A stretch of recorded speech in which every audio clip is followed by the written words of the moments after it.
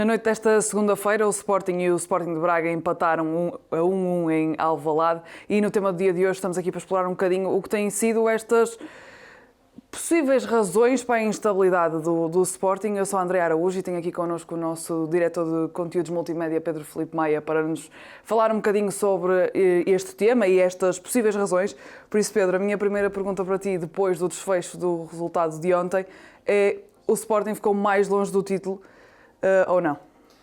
Bom dia, Andréa. Sim, estatisticamente e em termos de probabilidades, sim. Se os nossos ouvintes e espectadores virem no nosso Predictor, que é uma ferramenta que temos no site, na Liga, na página da Liga, onde podem ver as probabilidades de cada equipa ficar em cada lugar da Liga, o Sporting passou da semana passada, ou da jornada anterior, de uma probabilidade de 75% para ser campeão nacional, para esta semana, depois do empate contra o Braga e da vitória do Benfica no Dragão, para 48%. Portanto, é verdade que o Sporting ficou, em termos de probabilidades, mais longe do título. Ainda assim, ainda falta muito campeonato, ainda pode acontecer muita coisa, mas ontem o Sporting mostrou um lado que tem vindo em alguns jogos fundamentais a mostrar, e já vamos explicá-lo, tentar explicá-lo, que provavelmente tira um bocadinho de confiança aos adeptos e à própria equipa de que pode chegar ao título depois desta jornada. A verdade é que continua a depender de si próprio, porque há o clássico nas últimas jornadas que pode decidir muita coisa, mas o Sporting, estando agora pela primeira vez desde que o Rui Borges chegou à equipa e desta temporada atrás do Benfica, vamos ver qual poderá ser o comportamento da equipa com esta pressão nos ombros. Há algo que no Sporting tem vindo a acontecer por várias vezes e ontem voltou a acontecer, que foi voltar a conceder golos no final, perto dos minutos finais do encontro. Por isso é que eu pergunto-te, porquê que o Sporting acaba por perder tantos pontos com golos marcados no último quarto de hora? É de facto uma estatística extremamente relevante de analisarmos. São já, com Rui Borges no Sporting, ou desde que Rui Borges entrou no Sporting, são já 8 pontos perdidos dentro do último quarto de hora. A única exceção é que o jogo com o Aves, em que o golo foi sofrido ligeiramente antes de entrar no último quarto de hora, mas vou incluí-lo também neste lote, porque são, depois dos 70 minutos, 8 pontos perdidos pelo Sporting, que já podia estar com outra tranquilidade, em jogos relativamente acessíveis, obviamente, ou seja, 3 dos 4 jogos que eu falo aqui são contra Porto, Vitória e Sporting de Braga. Há aqui o jogo frente ao Aves, onde a equipa sofre 2 golos, um aos 71 e um aos 96, e depois ainda há o caso do Arouca, que eu não incluí neste lote, mas que a equipa perde mais 2 pontos em casa e esteve a perder durante quase todo o jogo, conseguiu empatar quase no final. Portanto, são 8 mais 2 pontos frente ao Arouca que o Sporting deixa ficar neste campeonato, sofrendo golos depois dos 75 minutos, ou entre os 75 e os 90, mais os descontos. É muitos pontos, e se somarmos ainda a carreira de Rui Borges, aliás, no Vitória, no início do campeonato, aconteceu por mais 3 jogos em que ele a equipa do Vitória deixou fugir pontos na reta final do jogo. É um caso interessante. Pergunta-me as razões. Não podemos dizê-las com toda a certeza, mas há aqui, no jogo de ontem, por exemplo,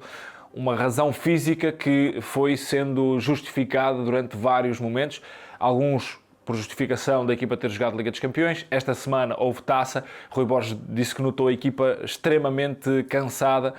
já no período decisivo do jogo. Mas eu vou ao lado estratégico, que me parece também muito relevante. O nosso Playmaker, a nossa base de dados, deu-nos este dado interessante. Com o Rui Borges, a equipa terminou 6 jogos com menos posse de bola do que o adversário. Foram os únicos 6 jogos em todo o campeonato que o Sporting terminou com a posse de bola inferior ao adversário. Contra o Benfica, 45%, contra o Vitória, 47%, contra o Porto, 44%, Estoril, 45%, Casa Pia, 49% e o Sporting de Braga, contra o Sporting de Braga ontem, 48%. O Sporting está a dar mais bola ao adversário, a dar mais iniciativa ao adversário. Rui Borges justificou isso também na conferência de ontem, dizendo que a equipa não é proativa, é reativa. Isso parece-me que é um dado claro e uma justificação clara para o Sporting estar a sofrer tantos golos no final do jogo. É verdade que não tem Morita nem Pote, são jogadores que conseguem guardar a bola, mas o Sporting está a optar muito por entregar a iniciativa, sobretudo nas segundas partes, ao adversário, e isto aumenta a probabilidade do Sporting acabar por sofrer golos como tem sofrido e perdendo estes 8 pontos importantes na luta pelo título no fim. E depois há mais uma coisa, o fator psicológico, é que se isto acontece por 3, 4 vezes, à medida que o final do jogo se aproxima, há ali um gatilho psicológico para a equipa do Sporting que sabe que é ali que o jogo se vai decidir e que sabe que é ali que tem dificuldades em segurar os jogos. Não tendo os jogadores para isso, optando muitas vezes por andar em transições no final do jogo quando a equipa está mais cansada, tudo isto justifica o facto de Rui Borges e a sua equipa não estarem a conseguir agarrar estes jogos onde começa a vencer e acaba por se deixar nem sempre perder, mas quase sempre a empatar nestes momentos decisivos,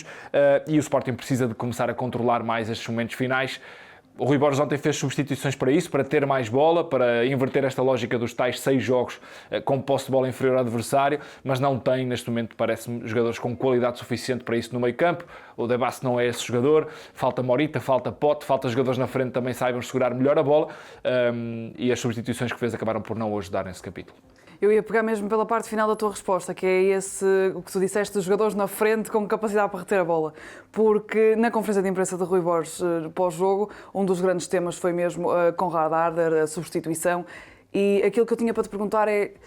como é que se justifica a reação de Rui Borges a este tema? Foi uma pergunta que um jornalista fez, aliás foi perguntado por 2 vezes, e à segunda pergunta sobre Arder, porque é que o Arder entrou tão tarde, foi esta a pergunta a Rui Borges, e Rui Borges acabou por ter uma resposta que foi um bocadinho dura para o jogador. Já posso adiantar que talvez tenha sido intencional, pelo menos interpretei assim, porque o Arder é um jogador de esticar jogo, não é um jogador de reter bola, é um jogador de transições, um jogador de fisicalidade, de entregar velocidade e robustez ao jogo, mas não é um jogador que tecnicamente não é um trincão, não é um jogador que tem a capacidade para ter bola, para levar a equipa a reter mais posse de bola, e foi essa a justificação que Rui Borges deu para não o meter mais cedo. Depois, o resto da resposta é que parece ter dado aqui tirou toda a moral ao Arder, porque acabou por ter palavras até duras com o jogador. Disse que se quisesse ser mauzinho, e a partir do momento que diz isto, já está a ser mauzinho para o jogador, ou bastante incisivo nas críticas ao jogador, chamou-lhe de trapalhão no meio da resposta e disse que não deu nada à equipa. Obviamente que no meio de uma resposta onde ele tentou florear um bocadinho mais a justificação para não meter mais cedo, mas parece-me que há aqui também uma componente de recado ao jogador. É um jogador que tem um feitio que já se percebeu que é intempestivo, não tem grande paciência nem para sair, nem para entrar tarde, e Rui Borges, de bem, justificou que ele joga na posição, a posição natural dele é a posição talvez do melhor avançado, talvez não, é o melhor avançado em Portugal, que é Gyökeres, e que está a fazer golos atrás de golos. Portanto, parece-me aqui um pedir de paciência, já com alguma acidez, para que Arder seja um jogador um bocadinho mais paciente, porque não está a fazer o suficiente para estar na equipa. A forma como fez pode ter aqui um bocadinho de consequências na relação treinador-jogador, mas o Rui Borges estará com certeza alerta para isso e habituado a gerir este tipo de egos. Para a minha última pergunta neste tema do dia, continuamos no tema conferência de imprensa, que depois desses vários minutos de justificações de Rui Borges, surgiram várias críticas à postura do treinador do Sporting. É isso que eu tenho para te perguntar, se acreditas que a postura do Rui Borges está a mudar? Nota-se que o Rui Borges está um bocadinho mais nervoso, digamos assim. Ele está no olho do furacão, é a primeira vez que passa para trás no campeonato, é natural que haja tensão. Esta tensão surgiu, ou começou a surgir mais na altura da lesão de Gyökeres, quando Rui Borges foi muito pressionado para revelar o que é que se passa com o jogador, e o Rui Borges, não podendo fazê-lo por indicação provavelmente da gestão de comunicação do Sporting e da sua administração, teve que levar com as balas todas e teve que as segurar em nome da estratégia comunicacional do Sporting. E isso criou uma tensão maior nas respostas que o Rui Borges vai dando aos jornalistas. Já se incomoda um bocadinho mais com as perguntas. Ontem, inclusive, ali numa fase da conferência, ele diz para ninguém não colocarem palavras na boca dele, numa pergunta em que ele se calhar interpretou um bocadinho mal a pergunta, que na resposta do Arder diz que não tem que justificar nada. Nota-se um Rui Borges um bocadinho mais incomodado, um bocadinho mais pouco confortável, já não tem um discurso se calhar tão positivo como no início. É normal porque a pressão começa a aumentar, a panela de pressão aumenta à medida que as jornadas caminham para o final. Rui Borges tem que gerir uma situação em que ele provavelmente é o grande favorito por ser o campeão nacional e por estar até a esta jornada em primeiro lugar, tem que assumir essa pressão e é natural que comecem a surgir algumas irritações. Não vejo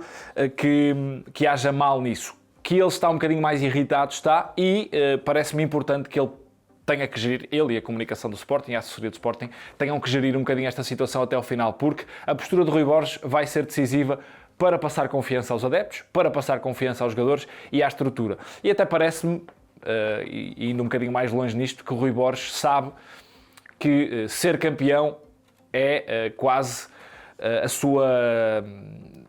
salvação ou a garantia que será o treinador do Sporting no próximo ano. Não sendo, ele também fica um bocadinho aqui com mais pressão em cima dele, tem ainda a Taça de Portugal para poder conquistar, obviamente, mas não ser campeão o Sporting seria para ele também uma derrota, porque pegou numa equipa que era favorita ao título, mas também pegou numa equipa, há que lembrar, que teve muitas lesões e castigos durante o percurso e em jogos fundamentais Rui Borges teve que gerir, de facto, uma equipa de retalhos do Sporting e foi-se mantendo em primeiro lugar. Saindo agora do primeiro lugar, a pressão aumentou e parece-me que Rui Borges terá que saber que a sua comunicação nas conferências de imprensa, flash interviews e todos os atos de comunicação que tenha até ao final do campeonato para fora, para os adeptos, vai ser decisiva também para criar um ambiente um bocadinho mais de empurrar a equipa para uma aura positiva. E internamente, obviamente, também essa comunicação vai ser importante e a capacidade de gerir toda a pressão que vai surgir dos mídia e interna vai ser decisiva para o sucesso do Sporting. O tema do dia está disponível em todas as plataformas de segunda a sexta-feira e ainda hoje há um novo episódio do 5 para 4, podcast de futsal do 00, que vai analisar a mais recente fase do Benfica.